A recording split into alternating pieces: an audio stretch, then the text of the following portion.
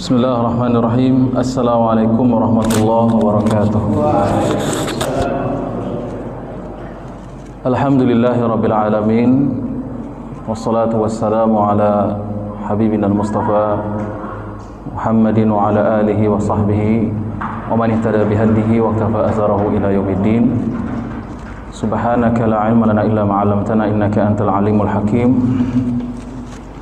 Rabbi shrah li sadri wa yassir li amri wa hlul 'uqdatam min lisani yafqahu qawli. Allahumma 'allimna ma yanfa'una wanfa'na bima 'allamtana wa zidna ilman ya rabbal alamin. Amma ba'du. Hadirin wal hadirat, kaum muslimin wal muslimat, jamaah musalla Baitur Rahman rahimakumullah.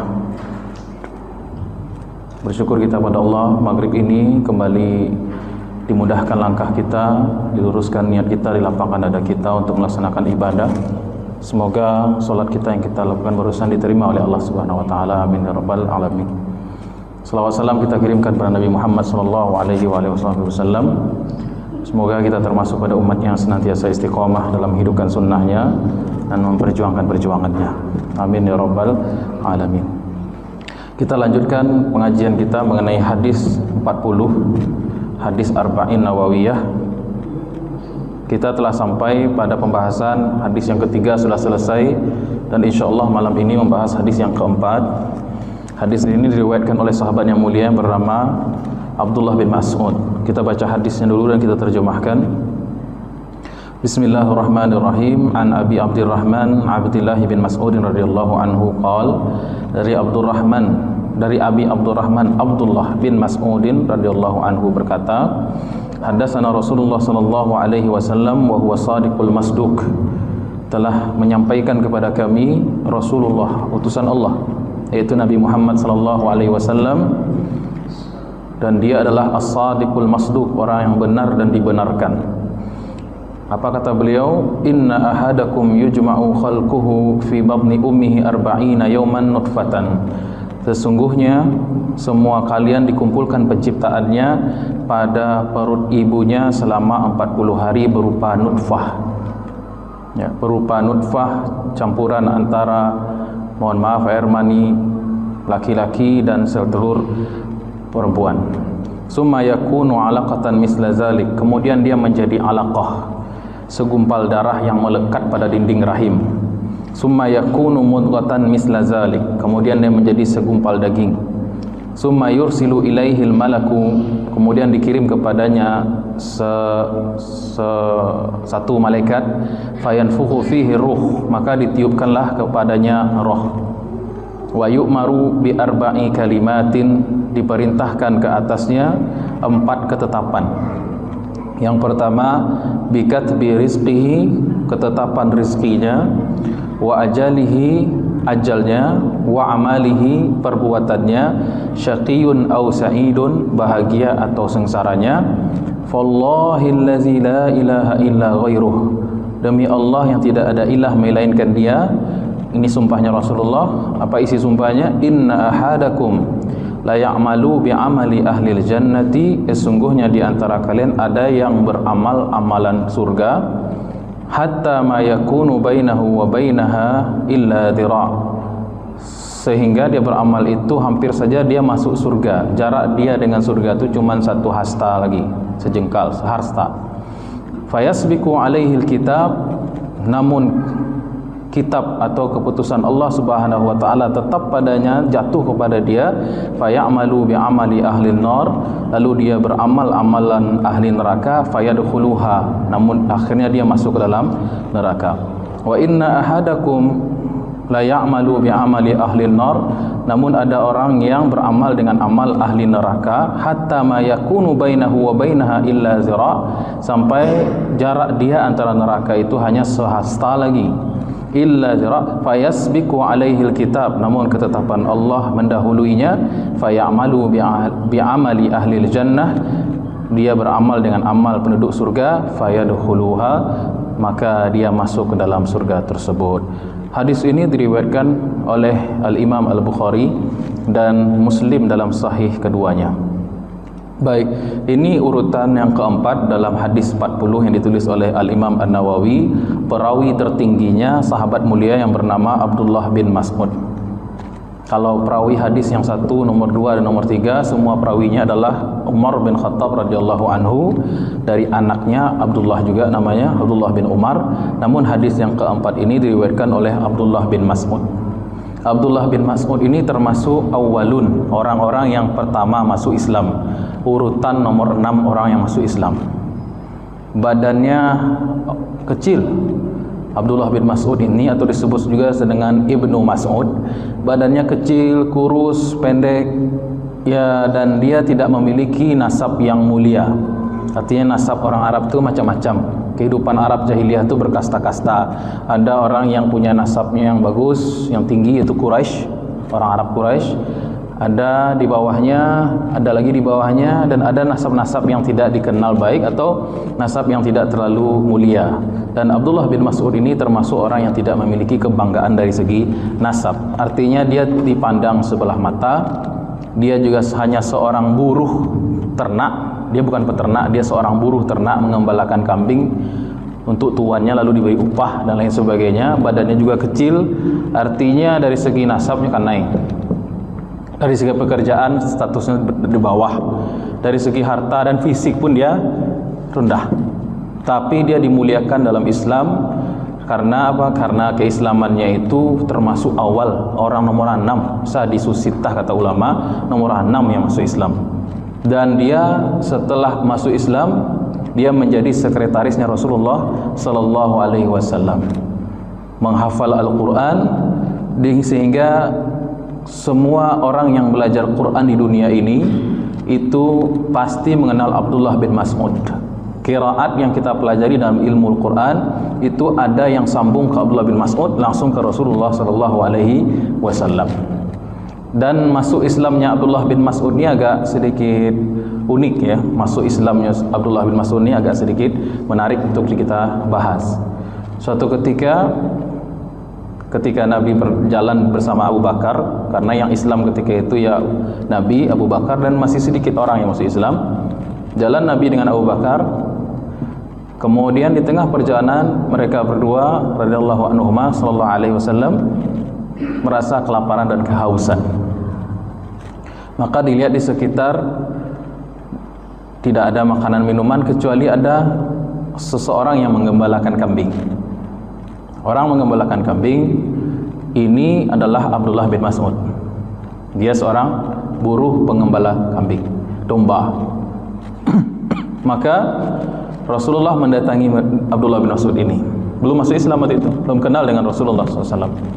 Kemudian ditanya oleh Nabi, boleh tidak kami meminta sedikit susu dari kambingmu ini?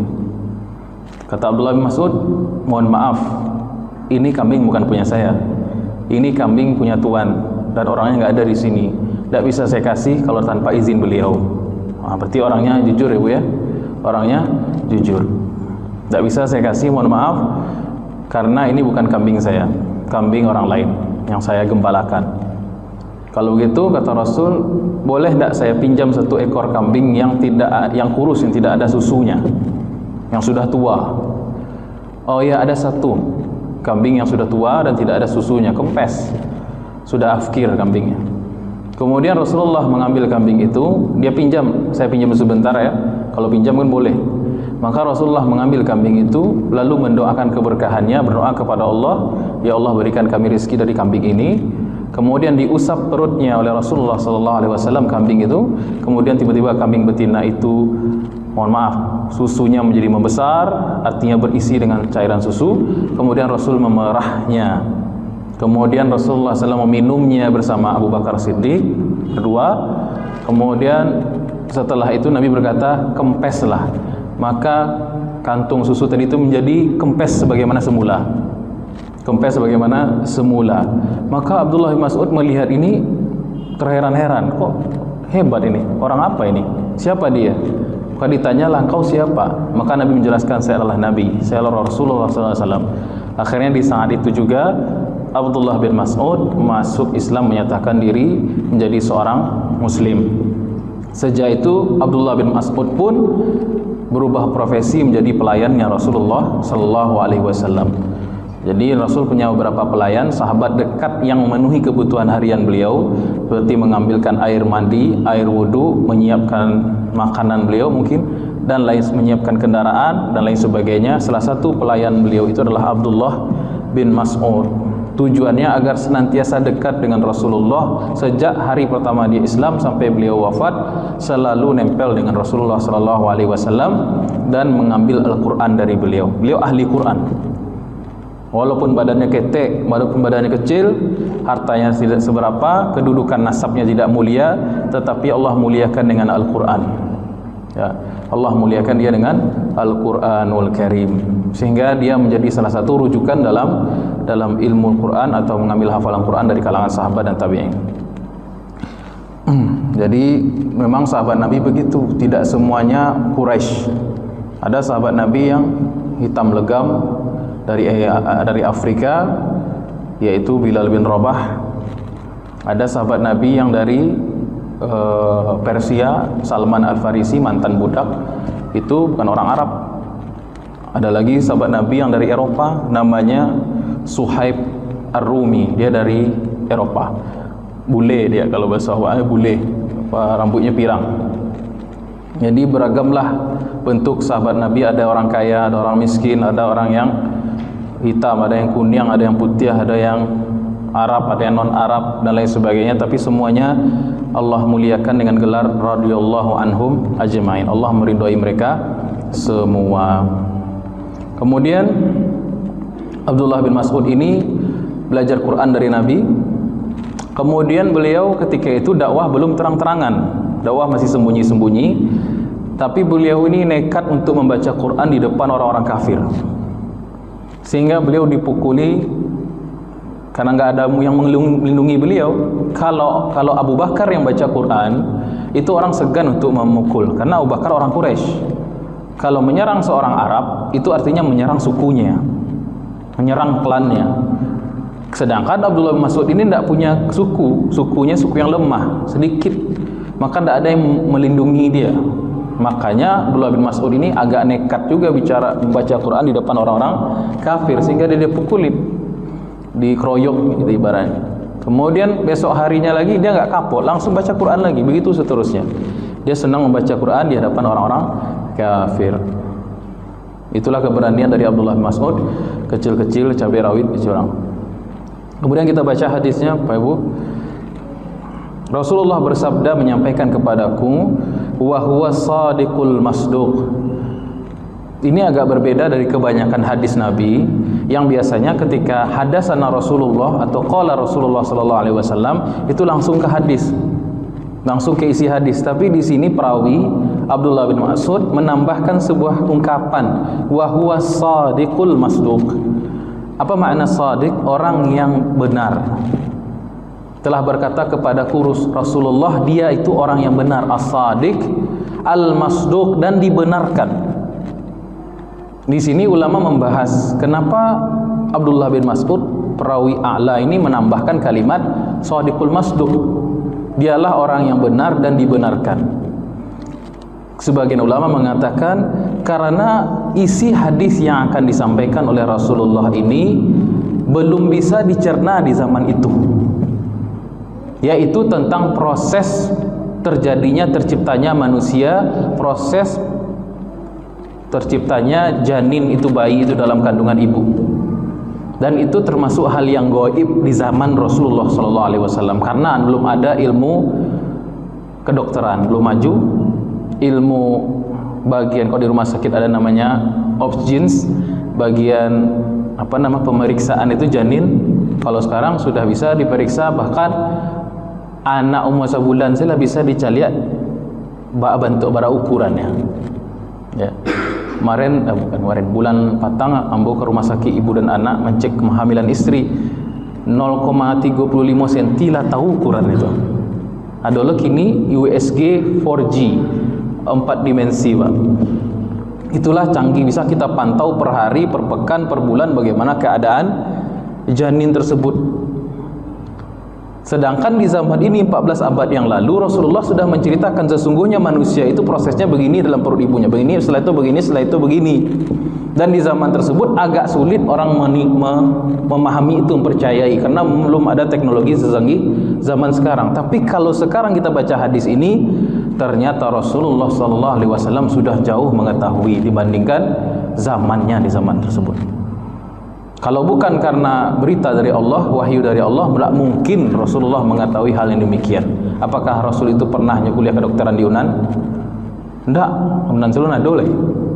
Apakah Rasulullah SAW pernah menempuh pendidikan spesialis kandungan? Tidak. Dari mana Rasulullah mengetahui begini tahapan penciptaan manusia dalam perut? Apakah Rasul membedah perut orang-orang perempuan? Tidak. Dari mana Rasul mengetahui itu semua? Dari Rabbul Alamin, dari wahyu dari Allah Subhanahu wa Ta'ala. Karena di zaman itu teknologi belum bisa memahami perkataan Nabi, maka Abdullah bin Mas'ud, seorang beriman yang sejati, mengatakan huwa shadiqul masduq. Apa yang disampaikan Nabi itu benar dan pasti benar. Itu keyakinan sahabat. Sahabat itu mendustakan dirinya dan membenarkan apa yang disampaikan Allah dan Rasulnya. Kalau Nabi mengatakan dinding ini warnanya merah, kita katakan merah, karena Rasulullah SAW itu yang mengetahui hakikat segala sesuatu. Nah, itulah sahabat Nabi berimannya kepada pada Rasulullah SAW. Ketika Nabi Isra Mi'raj, kan orang heboh. Maklum mungkin orang berangkat dari Makkah ke Madinah ke Masjidil Aqsa waktu semalam. Kemudian pailo ke langit ke PK7 balik di hari yang sama, di malam yang sama, tidak mungkin. Tapi zaman sekarang dengan pesawat supersonik, orang bisa menempuh perjalanan Mekah ke Palestina itu 15 menit. Di zaman sekarang. Kalau dulu itu baru pesawat, kendaraan Rasul lebih daripada pesawat. Ketika itu heboh, orang viral beritanya, ada orang yang mengaku ke Palestina dari Mekah ke Palestina, Masjidil Aqsa waktu semalam. Orang semuanya meragukan, bahkan mendustai, terutama orang kafir. Hanya satu sahabat yang paling yakin dengan kebenaran itu, yaitu Abu Bakar As-Siddiq. Kalau yang ngomong itu Muhammad, lebih dari itu percaya saya. Itu kata Abu Bakar As-Siddiq. Nah, itulah hakikat iman, yaitu yakin kepada apa yang disampaikan oleh Allah dan Rasulnya. Kemudian apa isi hadisnya? Kata Rasulullah SAW bersabda, inna ahadakum, sesungguhnya masing-masing kalian, yujma'u khalquhu fi batni ummihi, dia dikumpulkan penciptaannya di dalam perut ibunya, arba'ina yauman nutfah, selama 40 hari berbentuk nutfah, cikal bakal manusia yang pertama. Ya, pertemuan antara sel sperma laki-laki bertemu dengan sel telur perempuan, itu disebut dengan nutfah amsaj, air yang tercampur. Di surah Al-Insan, amsaj yang tercampur. Nabtalihi faja'alnahu sami'an basira, kemudian kami jadikan dia bisa mendengar, wa basira, dan bisa melihat. Summa yakunu alaqatan misla zalik, kemudian dia menjadi alaqah. Alaqah ini secara bahasa artinya menempel, Pak. Setelah dikaji oleh ilmu kedokteran modern, ternyata memang sel telur itu tadinya kan dia di rahim itu di cabang itu, Bu, ya, cabang dua kan. Setelah dia dibuahi di cabang itu, kiri atau kanannya, maka pelan-pelan nutfah itu dia dibawa, digelindingkan ke arah tengah, bagian tengah-tengah rahim, lalu sudah sampai ke tengah, lalu dia menempel di situ, di dinding rahim itu. Jadi alaqah itu artinya sesuatu yang menempel. Secara bahasa Arab tuh baru dibuktikan 13 abad atau 14 abad kemudian memang betul sel rahim itu atau janin itu memang menempel, dia seperti lintah yang maisok darah. Jadi dari dinding rahim itu dia menempel, dan disitulah dia dapatkan makanan nanti dari ibu. Summa yakunu mudghatan misla zalik, lama kelamaan dari satu sel tadi menjadi 2 sel, menjadi 4 sel kelipatan 2, 8 sel, 16 sel, 32 sel, 64 sel, begitu seterusnya. Walhasil yang tadinya nutfah berubah menjadi mudghatan, mudghah segumpal daging. 40 hari yang ketiga baru datang malaikat. Summa yakunu mudghatan misla summa yursilu ilaihil malak. 40 hari yang pertama, kedua, yang ketiga, maka didatangkan kepada janin itu masih mati tuh, kondisinya masih mati, belum hidup lagi. Didatangkanlah malaikat. Apa tugasnya? Di sini disebutkan fayanfukhu fihi ruh, maka malaikat itu bertugas untuk meniupkan ruh. Jasad yang setengah jadi bertemu dengan ruh, maka dia sudah berstatus manusia. Maka di sini ulama fikih menyampaikan, kalau ada janin yang diindikasikan terkena penyakit yang berbahaya, maka ulama sepakat boleh digugurkan sebelum 4 bulan. Kalau digugurkan pasca 4 bulan, hukumnya haram karena dia sudah berwujud manusia, yaitu jasad dan ruh. Itu kalau komentar ulama fikih mengambil hukum dari hadis tadi tersebutkan. Jadi kalau ada orang yang terpaksa menggugurkan janin karena penyakit sudah terdeteksi sebelum 4 bulan, hukumnya dibolehkan. Tetapi kalau setelah 4 bulan, itu sama dengan membunuh manusia sebenarnya. Hukumnya haram, dosa besar. Bi ayyi zambin qutilat, dosa apakah sehingga aku dibunuh, kata janin itu nanti di akhirat bertanya kepada ibunya, apa dosaku sehingga aku dibunuh. Ya.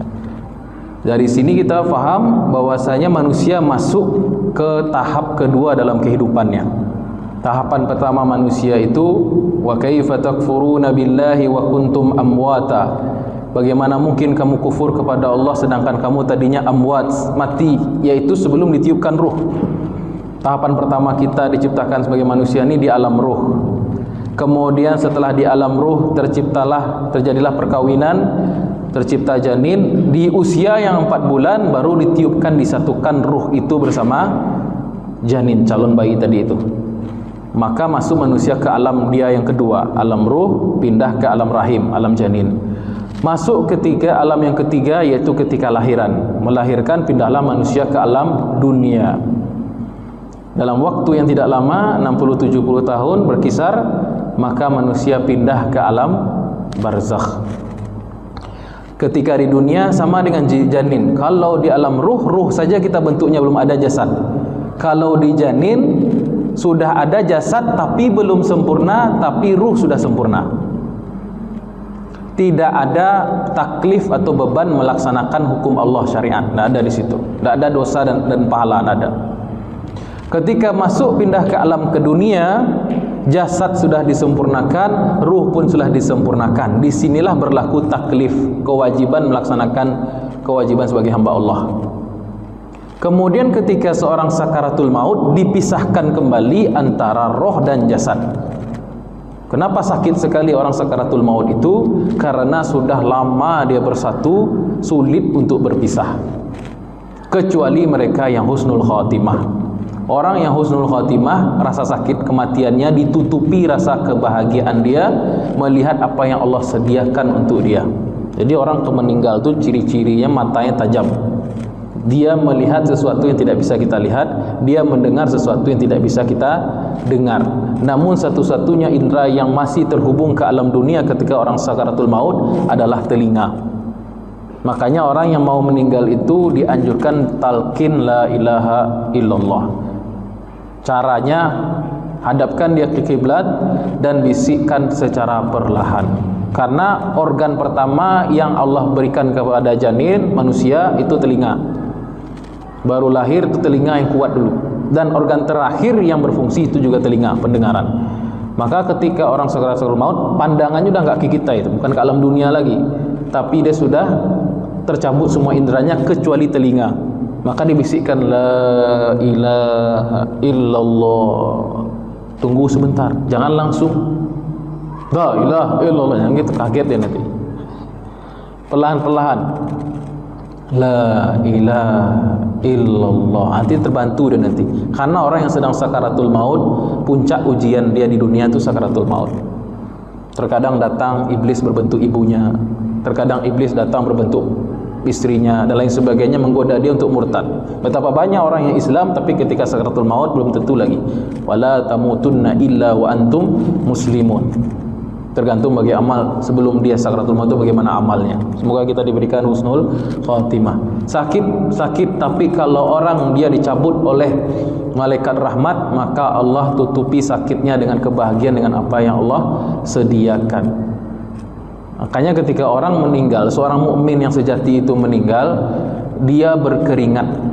Rasulullah SAW bersabda, al-mu'min yamutu bi'arakil jabin. Sesungguhnya seorang mukmin itu ketika dia meninggal mengeluarkan keringat di keningnya. Jadi ciri-ciri orang yang mau meninggal itu, yang pertama tadi pandangannya tajam, kemudian yang kedua kalau dia sakit tiba-tiba sembuh. Dia sakit lama nih, tiba-tiba sehat dia. Kalau dia sudah sehat kembali, segar kembali badannya, setelah itu dia akan meninggal. Itu biasanya ciri-cirinya. Dalilnya Rasulullah begitu. Rasulullah sakit, tapi kemudian di hari yang kesekian beliau sembuh, agak sehat. Tapi setelah itulah kematiannya datang. Jadi kalau ada orang yang lama sakit, bapak ibu-ibu, pakinya bare, tiba-tiba cegak pak ibu tuh. Itu berarti tidak lama lagi dia meninggal biasanya. Kemudian ketika setelah tercabut nyawanya, biasanya ada keringat yang mengalir daripada pelipisnya atau dahinya ini. Itu ciri-ciri orang yang husnul khatimah, selain dia mengucapkan kalimat la ilaha illallah ketika akan menghembuskan nafas yang terakhir itu. Semoga kita diberikan rizki husnul khatimah, amin ya rabbal alamin. Kemudian ketika manusia meninggal, dipisahkan lagi antara jasad dan ruh. Jasad dimasukkan ke liang lahat karena dia berasal dari tanah, kembali ke tanah. Yang ruh kemana? Yang ruh berada di alam barzakh. Alam barzakh itu jurusannya dua, jurusan yang mulia, jurusan yang hina. Kalau ruh orang-orang beriman masuk ke alam barzakh bagian bernama Iliyin. Iliyin itu tempat arwah orang-orang beriman di atas langit. Arwahnya dibawa oleh malaikat Israel, kemudian disambut dengan malaikat rahmat, dibawa ke malaikat langit, dibukakan per pintu langit tersebut. Wangi ruhnya disambut dengan sambutan yang luar biasa, dengan cara yang baik, kemudian ditempatkan di ruang tunggu. Itu yang disebut dengan alam barzakh. Bainahuma barzakhun la yabghiyan. Barzakh secara bahasa artinya ruang, tempat di antara, pemisah di antara dua benda, dua alam, dua tempat ya, yaitu alam dunia dan alam akhirat, pemisahnya barzakh. Tapi kalau arwah orang-orang kafir dan orang-orang munafik itu di barzakh juga, tapi dia di bawah bumi, namanya Sijjin. Wa ma adraka ma Sijjin, yaitu tempat arwahnya, tempat berkumpulnya arwah orang-orang kafir dari sejak zaman dahulu sampai zaman dia meninggal. Berarti kalau bisa ketemu sama Fir'aun, Haman, Namrud, itu bisa reunian di Sijjin itu. Sedangkan arwah orang beriman di Iliyin, bukan di tanah itu lagi. Yang ada di tanah kuburan itu hanya jasad saja. Sebagian jasad, kebanyakan jasad manusia itu baik mukmin maupun kafir habis dimakan tanah, kecuali jasadnya para anbiya, jasadnya para syuhada, dan jasadnya orang-orang soleh biasanya diharamkan oleh Allah bagi tanah untuk memakannya. Tapi itu untuk menunjukkan kemuliaan orang tersebut. Jadi jasadnya para nabi rasul tidak akan dihabiskan oleh cacing-cacing tanah. Yang begitu juga jasad para syuhada, bahkan darahnya masih segar sampai detik ini. Kemudian jasadnya orang-orang soleh, aulia Allah, kekasih Allah juga diawetkan di dalam tanah tersebut untuk kemuliaan untuk mereka. Namun yang roh tidak sama di jasad itu. Roh itu letaknya tadi itu di Iliyin atau di Sijjin. Kalau di Iliyin dia akan tinggal menunggu masuk surga. Menunggunya sebentar rasanya karena penuh dengan kenikmatan dan trial surga. Rasanya sebentar. Ada yang mengatakan rasa antara ba'da asar dengan maghrib, jarak itu rasanya menunggu orang yang di Iliyin. Tapi kalau ruh yang menunggu di Sijjin, disiksa Pak, dipukulin, dikeroyok dan lain sebagainya. Man rabbuka? Tidak bisa jawab, hajar. Man nabiyuka? Man imamuka? Tidak bisa jawab, kena lagi. Begitu dipukuli sampai hari kiamat. Sampai-sampai orang yang diazab kubur itu saking beratnya azab kubur, dia mengatakan, masukkan saja kami ke neraka lagi ya Allah, tidak tahan kami dengan azab kubur. Padahal dia tidak tahu azab neraka, azab kubur itu nggak ada apa-apanya dengan azab neraka. Ya. Kemudian kapan lagi ruh dan jasad itu bersatu? Ketika di padang mahsyar. Semua anggota jasad manusia itu habis dimakan cacing tanah, kecuali bagian ujung ekor. Dari bagian ujung ekor itulah Allah tumbuhkan sebagaimana tanaman yang tumbuh dari biji. Allah tumbuhkan lagi tulangnya, lemaknya, dagingnya, syarafnya, kulitnya, sebagaimana tumbuhnya tanaman. Itu yang disebut dengan Yaumul Ba'tsi, hari kebangkitan setelah tiupan trompet yang kedua. Tiupan trompet yang pertama hancur alam semesta, tiupan trompet yang kedua bersatunya atau ditumbuhkannya kembali jasad-jasad manusia di tanah, semuanya mukmin atau kafir. Kemudian dikembalikan ruh ke jasad tadi itu, jasad yang baru. Bahkan jasadnya jauh lebih besar daripada jasad di dunia. Jasad kita ukurannya di akhirat itu 60 hasta atau 30 meter, 27 sampai 30 meter panjangnya. Sama dengan ukuran Nabi Adam alaihissalatu wassalam. Dibangkitkan dalam keadaan lengkap jasad dan ruhnya sekalian. Berarti orang masuk surga atau neraka itu dengan jasad dan ruh. Iya. Sebagaimana di dunia kita punya jasad dan ruh, merasakan nikmat, merasakan sakit, itu jasad dan roh. Begitu juga orang nanti di akhirat merasakan nikmat surga secara jasadiah dan rohaniyah. Begitu juga orang diazab di neraka secara jasadiah dan secara rohaniyah. Tersiksa lahir batin, bahagia. Tersiksa lahir batin di neraka, bahagia lahir dan batin di surga. Bahkan kebahagiaannya berlipat-lipat. Kenapa? Karena ukuran kita besar. Kalau awakku makan sepiring lah kenyang, karena cuma 5 cm. Coba kalau badannya besar, maka kenikmatan yang dirasakan juga lebih banyak. Begitu juga badan besar masuk neraka, maka siksaannya lebih terasa dibandingkan ukuran kecil-kecil. Kalau ukuran ketek-ketek masuk ke neraka langsung habis api. Tapi kalau ukurannya besar, siksaannya juga maksimal. Masuk surga, nikmatnya juga maksimal. Jadi Rasulullah menceritakan tentang proses penciptaan manusia ini, gunanya apa? Agar kita mengetahui asal muasal kita, dari mana kita berasal. Dari mawa, sedang di mawa, nio kamawa. Itu prinsip beragama. Kalau orang mau bermikirkan dari mana dia berasal, sedang apa dia sekarang, di mana dia sekarang, dan mau kemana dia, maka dia akan berpikir dan lembut hatinya. Makanya ketika Allah menegur orang-orang kafir, Allah menegur mereka dengan kalimat-kalimat yang menyadarkan mereka, angku dari ma. Awalam yaral insanu anna khalaqnahu min nutfatin fa idza huwa khasimun mubin. Itu di surat apa, Bu? Awalam yaral insanu anna khalaqnahu min nutfatin fa idza huwa khasimun mubin, surat Yasin. Apakah manusia itu tidak memperhatikan dari mana dia diciptakan? Dari nutfah, dari air mani, mohon maaf, dari sesuatu yang hina.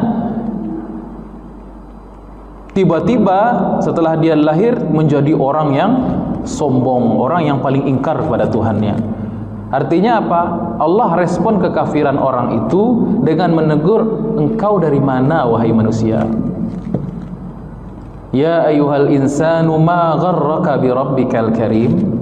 Wahai sekalian manusia, insan, wahai insan, apa yang menipumu sehingga engkau lari dari Tuhanmu yang maha pemurah kepada engkau?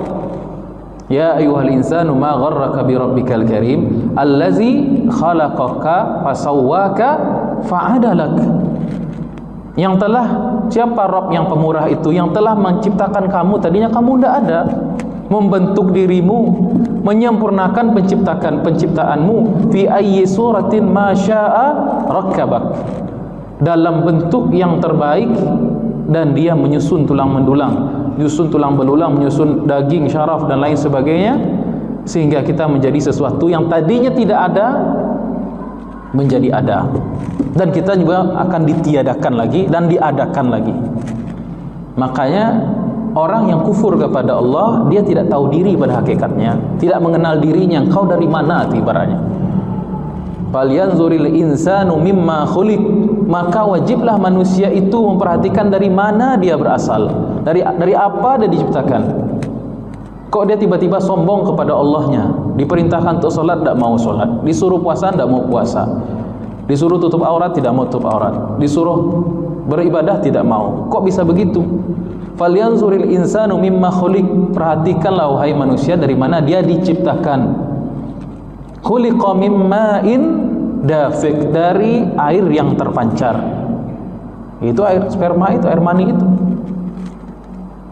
Jadi memang kalau Allah sudah menegur dalam Quran, bentuknya itu fundamental. Kok bisa sih orang tuh kufur kepada Allah sedangkan dia tadinya tidak ada, kemudian Allah mengadakan bukan karena kehendak bebas dia. 100 tahun yang lalu kita tidak ada, sekarang kita ada, 100 tahun yang akan datang kita juga nggak akan ada. Berarti wujud kita ini ada yang mewujudkan, bukan kehendak bebas kita. Wujud kita diwujudkan oleh zat yang maha wujud, yaitu Allah subhanahu wa ta'ala. Jadi hadis ini banyak, dari banyak sisi bisa kita ambil ilmunya, hikmahnya, perspektifnya, pandangannya. Dari sisi kedokteran, betul ternyata ilmu kedokteran modern mengakui bahwasanya apa yang disampaikan Rasulullah SAW itu benar. Ada seorang ilmuwan Kanada apa Amerika saya lupa, kok Muhammad itu dia mengkaji hadis, dia mengkaji hadisnya Rasulullah SAW, orang non Islam. Kok Muhammad itu tahu hal-hal gaib seperti ini, seolah-olah beliau itu hidup di abad modern. Kemungkinan mengapa Rasulullah itu mengetahui hal yang gaib, kalau tidak beliau punya, kata ini bule tadi itu, apakah Muhammad itu punya laboratorium yang sangat canggih? Yang kedua, kemungkinannya beliau tuh tebak-tebakan saja. Abu Basumindang tebak-tebakan, nako-nako saja ya, asal ngecek, kira-kira batu lah kita. Atau memang Muhammad itu utusan Allah? 3 saja kemungkinannya. Kok Nabi Muhammad ucapannya, hadisnya itu bisa dibuktikan 14 abad kemudian dengan teknologi canggih? Kemungkinannya 3 saja. Kalau ndak dia manako-nako, menerka-nerka, ternyata betul. Yang kedua, Muhammad itu punya laboratorium yang sangat canggih di zaman itu, rasanya tidak mungkin. Yang ketiga, memang dia diberitahu oleh pemilik alam semesta ini, yaitu Allah subhanahu wa ta'ala. Maka satu, Nabi tidak nako-nako, semua yang disampaikan Rasul itu benar, terjadi. Yang kedua, Nabi tidak punya lab. Nabi mengatakan, ma ana biqari, baca saja bisa Nabi. Iqra ya Muhammad, iqra, baca. Ma ana biqari, saya tidak bisa baca. Dalam hadis yang lain, nahnu ummatun ummiyah, kami ini umat yang polos, tidak terbiasa baca tulis. La naktub wala nahsub, kita tidak menulis dan tidak menghitung secara astronomis, tidak pakai ilmu hisab di zaman tersebut. Tidak bertersentuh jazirah Arab itu dengan teknologi Yunani, dengan pengetahuan Alkitabnya orang Yahudi dan Nasrani, tidak. Justru karena polos bersihnya kehidupan jazirah Arab itu membuktikan Al-Quran itu akan murni disampaikan kepada Rasulullah SAW. Itu dari aspek sains dan teknologi terbukti. Kemudian dari aspek Quran tadi sudah kita sampaikan bahwasanya ketika Nabi menjelaskan manusia itu diciptakan dari ini, kemudian berpindah menjadi ini, kemudian berpindah jadi ini, tujuan Qur'annya ialah, kalau kita perhatikan ayat Quran, adalah agar kita berfikir dari ma wa berasal, sedang di ma wa dan menuju ke ma wa. Quran itu dimensi waktunya 3. Kalau tidak berbicara tentang hal yang telah berlalu, berbicara tentang hal yang terjadi sekarang, dan Al-Quran bicara tentang masa depan. Kalau orang mabuk dengan masa lalu saja, dia tidak bisa maju. Kalau orang tidak belajar dari masa lalu, hanya fokus saat ini dan tidak peduli dengan masa depan, dia akan menjadi lelah. Tapi kalau orang cuma mengetahui masa depan, tak peduli masa lalu dan tidak bekerja saat ini, itu hanya menjadi pemimpi saja. Ya. Sekali lagi, orang yang hanya sibuk di masa lalu saja, maka dia tidak akan maju-maju, mundur dia. Orang yang tidak peduli dengan masa lalu dan masa depan, hanya bekerja untuk hari ini, itu akan lelah dia. Sedangkan orang yang memikirkan masa depan tapi tidak bekerja dan tidak pula mengambil pelajaran di masa lalu, dia hanya menjadi pemimpi. Makanya Al-Quran, kisah dalam Al-Quran, pelajaran dalam Al-Quran dan hadis Rasulullah, namanya agama ini bicara tentang masa lalu untuk dijadikan pelajaran, hari ini untuk bersyukur kepada Allah apa yang kita dapatkan, dan masa depan untuk mencapai atau meraih apa yang kita inginkan. Jadi di sini Rasulullah SAW ingin mengingatkan kita sebagai manusia dari ma wa berasal. Allah Subhanahu wa taala menciptakan kita yang tadinya tidak ada dengan asbab perkawinan. Seluruh manusia diciptakan kecuali 3 orang. Hanya 3 orang yang tidak normal wujudnya itu muncul sebagai manusia. Yang pertama tanpa perkawinan, maksudnya Nabi Adam alaihi assalam. Tanpa bapak, tanpa ibu. Nabi Adam tidak melalui fase ini. Nabi Adam langsung diciptakan oleh Allah Subhanahu wa taala dari segumpal tanah liat, dibentuk dan ditiupkan ruh langsung gadang. Tidak pakai hamil-hamil, tidak pakai janin-janin, tidak perlu kabidan, langsung jadi. Itu Nabi Adam alaihi salam. Yang kedua, ibunda Hawa, bukan Hawa tapi Hawa, ibunda Hawa, diambil dari tulang rusuk Nabi Adam ketika beliau tidur. Lalu diciptakan Allah dari tulang rusuk itu, tanpa hamil juga, tanpa ada yang melahirkan, hamil dia, melahirkan, langsung besar juga. Ada manusia yang diciptakan dengan proses kehamilan tanpa bapak, yaitu Nabi Isa alaihi salam. Sekarang banyak juga perempuan yang meniru Bunda Maryam, lahir tanpa bapak, tapi dikawini. Bapak resminya tidak ada maksudnya. Jadi seluruh manusia berasal dari proses yang sama yang disebutkan oleh Rasulullah SAW dalam hadis ini, kecuali 3 manusia, yaitu Nabi Adam, ibunda Hawa, dan Nabi Isa alaihi wassalatu wassalam. Baik. Kemudian 40 hari yang ketiga mulai terbentuk segumpal daging. Dari situlah Allah Subhanahu wa taala mengirimkan malaikat yang meniupkan ruhnya kepada janin tersebut.